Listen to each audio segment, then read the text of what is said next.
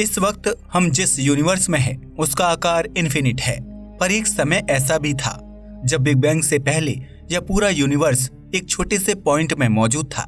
पर कई एस्ट्रोनॉमर्स के मन में ये सवाल उठता है कि आखिर कैसे एक छोटे से पॉइंट से इतने बड़े यूनिवर्स का निर्माण हो सकता है। तो इस पर कुछ एस्ट्रोनॉमर्स ने एक थ्योरी दी है जिसके अनुसार यूनिवर्स का जन्म एक ब्लैक होल से हुआ है जो किसी दूसरे यूनिवर्स में मौजूद है। तो आज हम यही जानने वाले हैं कि क्या सच में हमारे यूनिवर्स का जन्म एक ब्लैक होल से हुआ है और क्या हम किसी दूसरे यूनिवर्स के ब्लैक होल के अंदर मौजूद हैं। पहले देख लेते हैं कि यूनिवर्स में ब्लैक होल का निर्माण कैसे होता है। यूनिवर्स में मौजूद स्टार्स जिनका साइज हमारी सन से कई हजार गुना बड़ा होता है, जब ऐसे तारों के कोर में मौजूद सारी हाइड्रोजन समाप्त हो जाती है तो ऐसे में यह स्टार्स तेजी से अपने कोर में कंप्रेस होने लगते हैं और इनकी बाहरी सतह फैलने लगती है, जिसके बाद इन स्टार्स में एक बड़ा धमाका होता है जिसे हम सुपरनोवा कहते हैं। सुपरनोवा के बाद स्टार का केवल कोर ही बचता है जो इतना ज्यादा डेंस हो चुका होता है कि billions and trillions of tons matter एक छोटे से एटम जितने पॉइंट में फोकस्ड हो जाता है। यह सुनने में थोड़ा अजीब लगता है क्योंकि एक इतना बड़ा स्टार जो कि हमारी पृथ्वी से बिलियंस एंड ट्रिलियंस गुना बड़ा होता है, वह स्टार सिर्फ एक छोटे पॉइंट जितने साइज में कंप्रेस्ड हो जाता है। इस कंप्रेस्ड पॉइंट को वैज्ञानिक सिंगुलैरिटी कहते हैं और सिंगुलैरिटी एक ऐसा पॉइंट होता है जहां पर फिजिक्स का कोई भी नियम काम नहीं करता। इतनी से पॉइंट में इतना ज्यादा मास होने के कारण ही यह स्पेस टाइम को ही ब्रेक कर देता है, जिसके कारण इस पर समय का कोई अस्तित्व ही नहीं होता और इसके आसपास का समय बहुत ही ज्यादा धीमा होता है। इसे ही हम एक ब्लैक होल कहते हैं।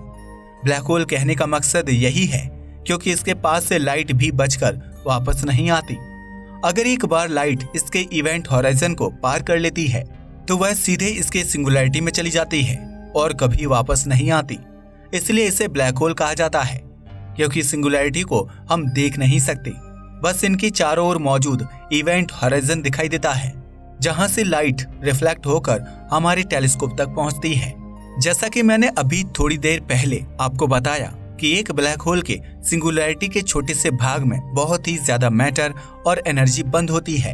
वैज्ञानिकों का अनुमान है कि जब हमारे यूनिवर्स का जन्म हुआ था तो उस समय भी इसी तरह किसी ब्लैक होल की सिंगुलैरिटी से यूनिवर्स में स्थित सभी एनर्जी और ऑब्जेक्ट्स का निर्माण हुआ और यह ब्लैक होल जिसमें बिग बैंग हुआ वो किसी दूसरे यूनिवर्स में मौजूद है। चलिए इसे थोड़ा अच्छे से समझते हैं। आज से 100 साल पहले तक हम इंसान अपनी मिल्की वे गैलेक्सी को ही पूरा यूनिवर्स मानते थे। वैसे 1783 में जॉन मिशेल नाम के एक एस्ट्रोनॉमर ने यूनिवर्स में एक ऐसे ऑब्जेक्ट की थ्योरी दी थी जिसकी ग्रेविटी इतनी ज्यादा स्ट्रॉन्ग थी कि उससे कोई भी ऑब्जेक्ट बच नहीं सकता। पर उस समय इस पर यकीन नहीं किया गया था क्योंकि उस समय हमारी यूनिवर्स की नॉलेज इतनी ज्यादा नहीं थी। पर जब 1915 में आइंस्टाइन ने अपनी जनरल रिलेटिविटी थ्योरी में ब्लैक होल के होने का जिक्र किया तब ब्लैक होल के अस्तित्व को सीरियसली लिया गया। जिसके बाद जैसे जैसे हमारी टेक्नोलॉजी और टेलीस्कोप की ताकत बढ़ती गई वैसे ही हमने कैलकुलेशन में पता लगाया कि सच में यूनिवर्स में एक ऐसा ऑब्जेक्ट मौजूद है जिसकी ग्रेविटी इतनी ज्यादा है कि वह लाइट को भी अपने अंदर से बाहर नहीं निकलने देता। इसके बाद में कई वैज्ञानिकों ने लगातार ब्लैक होल पर रिसर्च की और उसके कई रहस्य से पर्दा उठाया। इसी दौरान 2019 में इवेंट हॉराइजन टेलीस्कोप ने मानव इतिहास में सबसे पहले ब्लैक होल की रियल इमेज ली, जिससे साबित हो गया कि ब्लैक होल सिर्फ मैथमेटिकली ही नहीं बल्कि यूनिवर्स में दूसरे तारों और ग्रहों की तरह एक रियल ऑब्जेक्ट है जो हमारे यूनिवर्स में मौजूद है। क्या हमारे यूनिवर्स का निर्माण एक ब्लैक होल से हुआ है? तो अगर सीधा जवाब दिया जाए तो शायद हाँ, इसकी बहुत ज्यादा संभावना है कि हमारे यूनिवर्स का निर्माण एक ब्लैक होल के चलते ही हुआ है। और यह मैं नहीं कह रहा बल्कि हमारी ह्यूमन हिस्ट्री के ग्रेट साइंटिस्ट अल्बर्ट आइंस्टाइन की एक थ्योरी के अनुसार हमारी यूनिवर्स का निर्माण ब्लैक होल के दूसरी ओर मौजूद व्हाइट होल से हुआ है। इस थ्योरी का नाम आइंस्टाइन रोजन ब्रिज रखा गया। चलिए आइंस्टाइन रोजन ब्रिज को थोड़ा अच्छे से समझते हैं। 1935 में वैज्ञानिक आइंस्टाइन एंड फिजिसिस्ट नाथन रोजन ने थ्योरी ऑफ रिलेटिविटी को ध्यान में रखते हुए एक थ्योरी दी जिसमें एक ऐसे ब्रिज की कल्पना की गई जो अलग अलग स्पेस टाइम को जोड़ता है, यानी कि दो अलग अलग यूनिवर्स को। इसे समझने के लिए चलिए कल्पना करते हैं कि दो यूनिवर्स हैं ए और बी, जिसमें यूनिवर्स ए में एक ब्लैक होल मौजूद है और यूनिवर्स बी में उस ब्लैक होल से जुड़ा हुआ एक व्हाइट होल मौजूद है।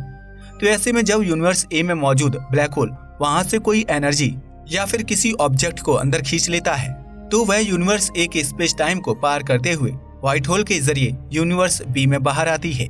और यहाँ पर आइंस्टाइन ने यह भी बताया कि यह व्हाइट होल बहुत थोड़े समय के लिए ही बनते हैं, जिन्हें डिटेक्ट कर पाना लगभग नामुमकिन है। और बिग बैंग के दौरान भी शायद किसी दूसरे यूनिवर्स में मौजूद ब्लैक होल द्वारा निकले ऑब्जेक्ट और एनर्जी ही हमारे यूनिवर्स में बिग बैंग के दौरान व्हाइट होल से बाहर निकले थे। यानी कि बिग बैंग एक्सप्लोजन हमारे यूनिवर्स में बने व्हाइट होल के कारण ही हुआ था, जिसमें हमारे यूनिवर्स में मौजूद सभी एनर्जी और ऑब्जेक्ट व्हाइट होल के जरिए दूसरे यूनिवर्स के ब्लैक होल से पहुंचे थे, जिसके बाद वह व्हाइट होल तुरंत गायब हो गया और दूसरे यूनिवर्स का रास्ता भी बंद हो गया। यानी हमारे यूनिवर्स के जन्म के बाद हमारे यूनिवर्स और दूसरे यूनिवर्स के बीच कनेक्ट होने वाले स्पेस टाइम का रास्ता आइंस्टाइन रोजन ब्रिज हमेशा के लिए बंद हो गया। और यह थ्योरी ऑफ रिलेटिविटी का पालन करती है। बस यहाँ पर समस्या सिर्फ इतनी ही है कि इंसान अभी तक यूनिवर्स में किसी व्हाइट होल के होने का कोई सबूत नहीं ढूंढ पाया है। वैसे मैथमेटिकली तौर पर हम व्हाइट होल को साबित कर सकते हैं, पर हमें यूनिवर्स में इसके होने का कोई सबूत नहीं मिला है।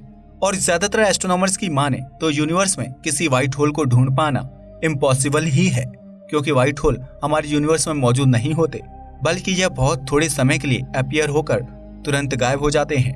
क्या हम ब्लैक होल के अंदर मौजूद हैं जो दूसरे यूनिवर्स में मौजूद हो?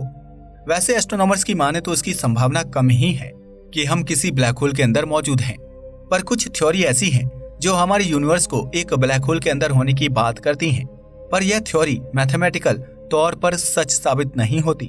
हाँ, पर जैसा कि मैंने आपको बताया कि शायद हमारे यूनिवर्स का जन्म किसी दूसरे ब्लैक होल से कनेक्टेड व्हाइट होल से निकले एनर्जी और ऑब्जेक्ट के जरिए हुआ है। यानी हम ये तो कह सकते हैं कि हमारे यूनिवर्स का निर्माण एक ब्लैक होल के कारण हुआ है, पर ऐसा कहना कि हमारा यूनिवर्स किसी दूसरे यूनिवर्स के ब्लैक होल में मौजूद है शायद गलत होगा, जिसके कई कारण हैं। इसमें सबसे पहला कारण है, अगर हमारे यूनिवर्स किसी ब्लैक होल के अंदर मौजूद होता तो शायद यहाँ पर समय का कोई अस्तित्व ही ना होता, क्योंकि जैसा कि हम जानते हैं कि ब्लैक होल के अंदर समय बहुत धीमा हो जाता है और इसके सेंटर पर पहुंचने पर तो ये पूरी तरह से खत्म हो जाता है, यानी वहां पर समय होता ही नहीं। तो ऐसे में अगर यूनिवर्स किसी ब्लैक होल के अंदर मौजूद होता तो शायद हम सभी एक ही समय पर रुके हुए होते और हमारे यूनिवर्स में समय का कोई अस्तित्व ना होता। पर जैसा कि हम देख पा रहे हैं कि हमारे यूनिवर्स में समय मौजूद है, यानी ये बात गलत है कि हमारा यूनिवर्स किसी ब्लैक होल के अंदर मौजूद है।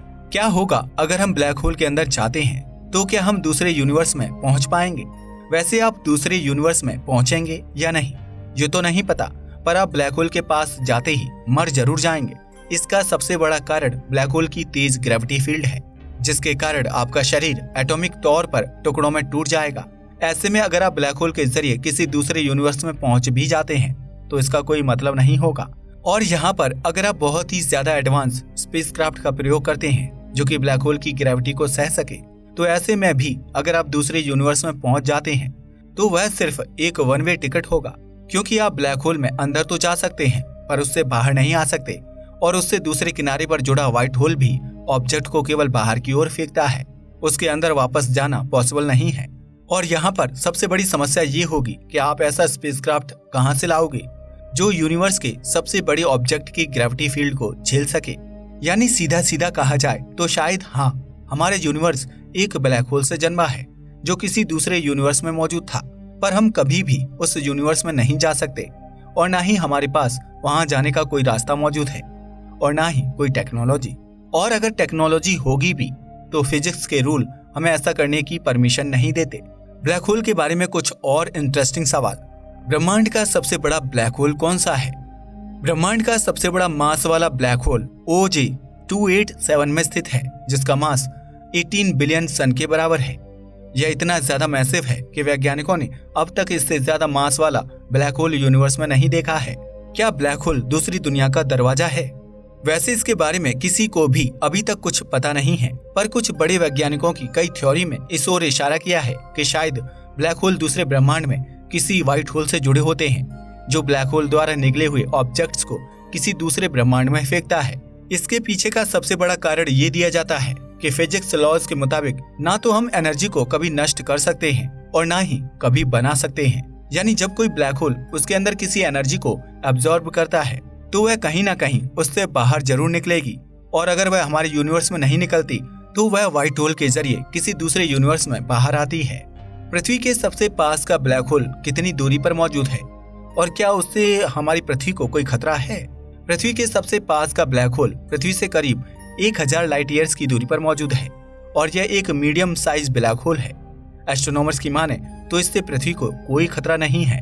तो दोस्तों, आपको क्या लगता है कि क्या हमारे यूनिवर्स का निर्माण एक ब्लैक होल के जरिए हुआ है? हमें अपनी राय कमेंट बॉक्स में जरूर बताएं। आज के लिए बस इतना ही। वीडियो पसंद आया हो तो इसे लाइक और शेयर करें, साथ ही चैनल को भी सब्सक्राइब करें। जय हिंद दोस्तों।